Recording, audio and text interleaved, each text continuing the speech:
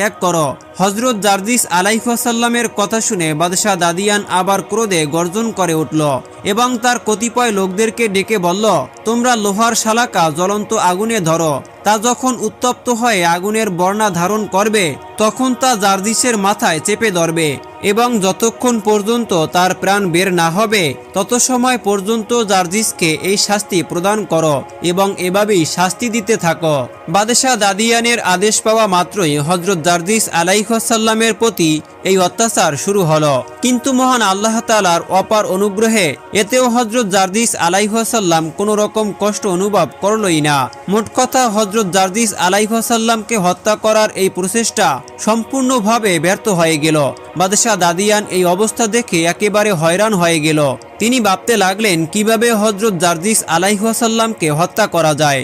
এমন কোনো কার্যকরী ব্যবস্থাই বাদশাহ আর খুঁজে না পেয়ে তার লোকদেরকে নির্দেশ দিল, তোমরা জারজিসকে কারাগারে নিয়ে মাটিতে উপুর করে লোহার দণ্ড দ্বারা অনবরত তার পায়ে এবং মাথায় সজোরে প্রহার করতে থাকো আর তার পিঠের উপর ভারী পাথর চাপা দাও যেন তার জিহ্বা বের হয়ে পড়ে। বাদশাহর আদেশ অনুযায়ী হযরত জারজিস আলাইহিসসালামকে সত্যি কারাগারে নিয়ে উপুর করে শুয়ে তার পিঠে ভারী পাথর চাপা দিয়ে কয়েকজন লোক একই লোহার দণ্ড দ্বারা প্রহার করতে লাগলো। অবিরাম এই কঠোর নির্যাতন চলতেই লাগলো।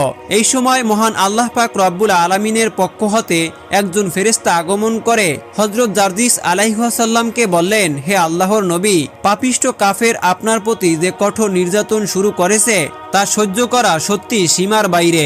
তবু আপনি মহান আল্লাহর উপর নির্ভর করে ধৈর্য ধারণ করুন, তাতে মহান আল্লাহর দরবারে আপনার মর্যাদা অনেক গুণ বৃদ্ধি পাবে। কোনো কর্মেই আপনি ধৈর্যহারা হবেন না। উক্ত কথা বলেই ফেরেশতা অদৃশ্য হয়ে গেল। হযরত